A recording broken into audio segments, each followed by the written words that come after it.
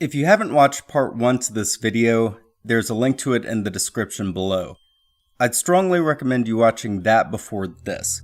But as a quick recap, in part 1 we discussed the suspicious circumstances surrounding the deaths or mysterious disappearances of such UFO investigators as Don Elkins, Phil Schneider, Thomas Costello, Ron Rummel, and Danny Casolaro. In part 2, Ben Miller and I will further explore the strange trend of misfortune that came to many others who have earnestly tried to get to the bottom of the UFO enigma.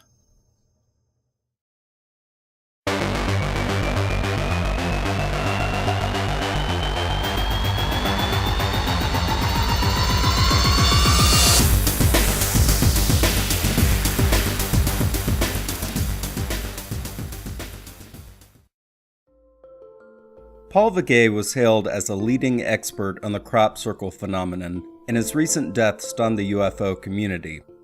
On February 20th, 2009, his body was found floating in the sea not far from his residence. Vaque and his girlfriend had broken up earlier that evening. Due to this, his death may very well have been a suicide. However, the coroner as well as investigators were not convinced this was the case. Though there was no evidence of foul play, several questions remained. For one, there was no suicide note.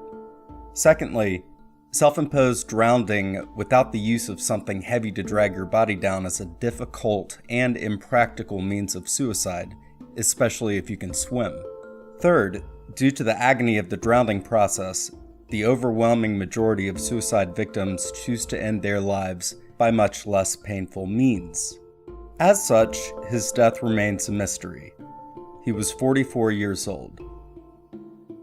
In a bizarre twist to the story, Vaque's colleague and fellow crop circle researcher David Kingston lost his one-year battle with cancer on the very same day. The two had died within hours of one another. The fact that two well-known crop circle investigators died within hours of each other is probably nothing more than a bizarre coincidence. Taking into account how others in this video have died, at face value, the death of a researcher due to a cause such as cancer would seem quite mundane by comparison. As such, it may not seem relevant on a list bursting at the seams with such wildly bizarre, mysterious, or suspicious scenarios as those previously discussed, right? Well, Dr. Stephen Greer doesn't seem to think so. To all fans of conspiracy theories out there, get ready to eat your heart out on this one. Stephen Greer is well known and respected within the UFO community, though some of his views are considered fringe by some. As the founder of the Disclosure Project, Dr. Stephen Greer has fought tirelessly for the declassification of information for the benefit of humanity. Now, there are good reasons for any government to keep certain things secret, but at the same time, many feel that there are much less noble reasons for a government to keep other things secret. His quest for disclosure includes the declassification of what the government really knows about what and who is really zipping around up there, and what their intentions are. But his crusade to pull back one of truth's protective layers extends far beyond just that. He claims the government is concealing a myriad of advanced technologies from the public. Technology that would end our dependence on fossil fuels, anti-gravity and advanced propulsion, and far superior alternatives to nuclear power are but a few specific examples he's mentioned. So the conspiracy theory begins with his claim that since the 1950s, the US government has been in possession of a weapon so highly advanced, its description reads more like science fiction. The weapon uses super-secretive radionics technology capable of causing certain cancers in its victims. Perhaps its most frightening aspect, if true, is also why any government would consider its possession so invaluable. This technology is such that, if it was ever used against you, you'd likely never even know. It painlessly causes damage at the cellular level, triggering the onset of cancer. Allegedly, it can effectively do so even at great distances from its target. Since it kills by causing cancer, an autopsy would likely rule the death of its victims as being due to natural causes. This, combined with its covert nature, would give the individual who fired the weapon a frightening degree of plausible deniability. A perfect weapon for a perfect crime. In the 1990s, Dr. Greer, his assistant Shari Adiyamic, and New Mexico Congressman Stephen Schiff were closely working together when they all rapidly became ill. All three were diagnosed with cancer in the same month and within days of one another. Currently in full remission, Dr. Greer went on to beat his cancer. Sadly, Shari and Congressman Schiff would not. To this day, he believes the weapon was used against them to prevent their efforts from ever coming to fruition. But before you brush him off as just another Looney Tune spouting out paranoid delusions, there do seem to be unusually high rates of rapidly spreading and or otherwise somewhat rare forms of cancer affecting those in the field of ufology. Let's take a look at a few. Dr. J. Allen Hynek is widely regarded as the father of modern-day ufology by turning it into a legitimate field of scientific study. The skeptic-turned-believer served as scientific advisor to Project Sign, Project Grudge, and Project Blue Book. He died from a malignant brain tumor in 1986. Jim and Coral Lorenzen. Coral was an investigative journalist whose primary focus was on the UFO phenomenon. In 1952, she and her husband Jim formed APRO, the Aerial Phenomenon Research Organization. All sources agree that Jim's death in 1986 was due to cancer. However, there is conflicting information as to whether or not Coral's death in 1988 was the direct result of cancer. Mae Brussel was a radio personality and outspoken conspiracy theorist who had an acute interest in UFOs. There is some evidence to suggest the CIA was watching her closely prior to her death in 1988 from a fast-onset form of ovarian cancer. Deke Slayton was a distinguished pilot and astronaut who was very public about his own experience with an unidentified flying object. Despite his high rank at NASA, he never received a formal explanation as to what he encountered. Slayton died from a malignant brain tumor in 1993. Anne Livingston was an abductee and MUFON investigator.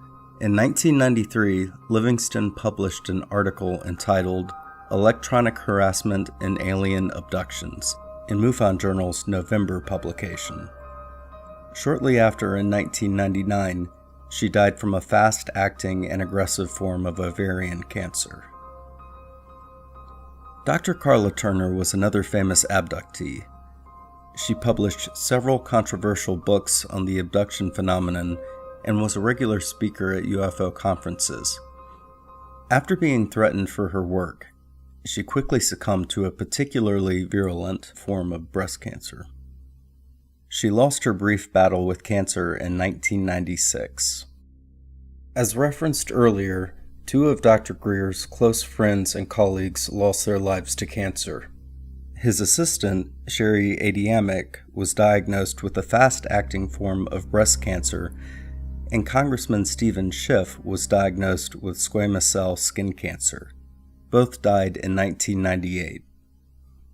Stanley Fulham was a retired NORAD officer and intelligence agent for NATO turned whistleblower. He claimed that information was telepathically shared with him and allegedly predicted several mass UFO sightings, among other things.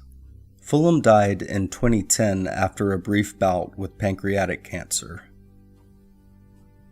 Philip Coppens was a renowned author, radio host, and speaker on a myriad of fringe topics. He was a major proponent of the ancient astronaut theory and appeared on numerous documentaries on the topic. Coppens died from angiosarcoma in 2012 at the age of 41. His sudden death occurred shortly after he was diagnosed with this rare and fast-acting form of cancer. Lloyd Pye was best known for his association with the mysterious Starchild skull. He acted as its caretaker and had it analyzed with the most cutting-edge scientific methods, such as DNA analysis. Though hotly debated in the scientific community, the skull is believed by many to be hard evidence of an alien-human hybrid. In 2013, Pye lost his bout with a rare form of lymphoma. The list of UFO researchers who had such cancers is quite lengthy, and the names mentioned only represent a small fraction of the researchers who died in this manner. Bob Lazar. Many people in this video have had the misfortune of their lives coming to a short end, but with this man, we find that there can be worse things than death. Around 1989, a man named Robert or Bob Scott Lazar contacted a television station in Las Vegas with a claim that was truly out of this world. In his interview, he stated that he worked at a hidden military base in California simply known as S4. The purpose of the base was to reverse engineer alien technology under the project codename Galileo. Bob went into great detail of how captured UFOs worked, including reference to their fuel source known as ununpentium, or element 115. Mr. Lazar was deemed a whistleblower and given quite a bit of attention, that is, until the government found a way to shut him up. Not long after the interview, people such as George Knapp, an investigative reporter, started to look into Bob's history and claims. Oddly, or should I say coincidentally enough, his birth records, education records, and even job records were mysteriously absent. You may think that this just means he made a false identity, and that could certainly be the case, had the government not been a little sloppy.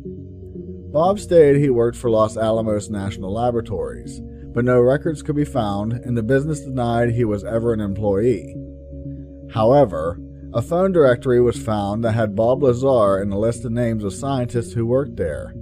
On top of this, a publication from the lab in July of 1982 also had pictures of Bob in it working on a rocket car. Just so it is stated, the Los Alamos National Laboratories is a facility that, according to their site, works on classified projects to design nuclear weapons.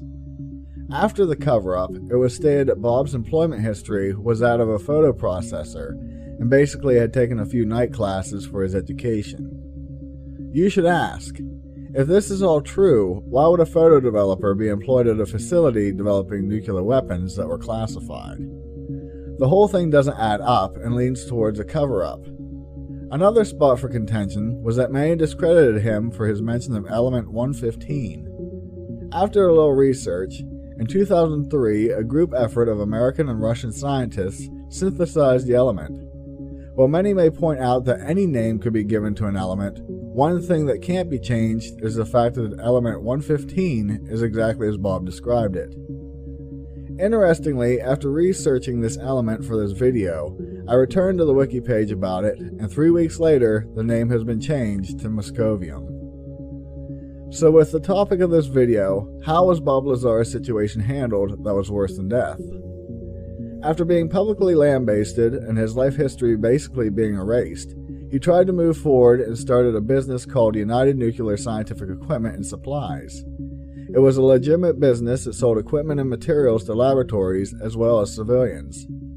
Conveniently, in 2003, the same year element 115 was recognized, the government raided the office and charged Bob and his wife with selling chemicals across state lines.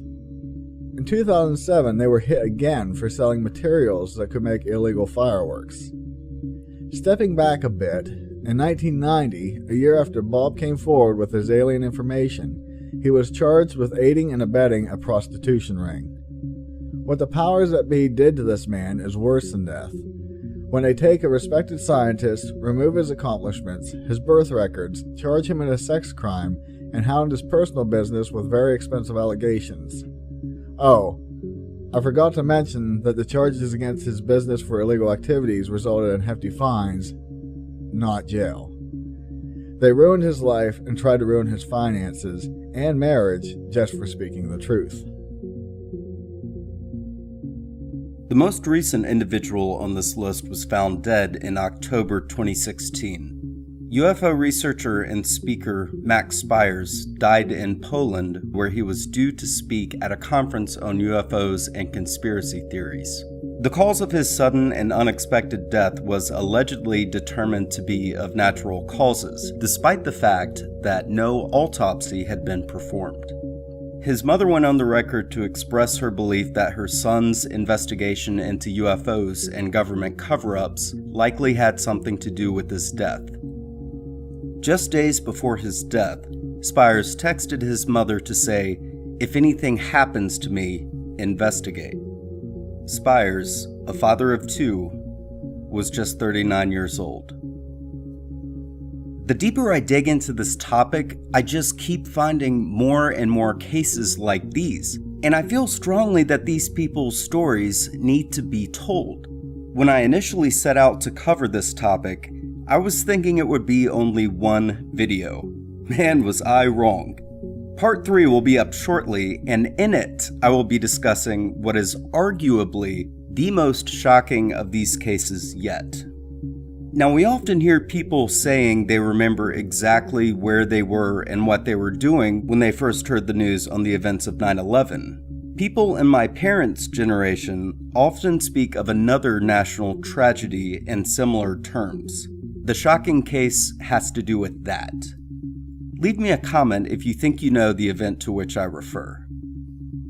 Well, this brings us to the end of part 2. Thanks again to Ben Miller, and if you have not yet done so, check out his channel as well. You will not be disappointed. I hope you enjoyed this video, and if you did, don't forget to like, share, comment, and subscribe. And as always, my friends, thanks so much for watching, and we'll see you next time.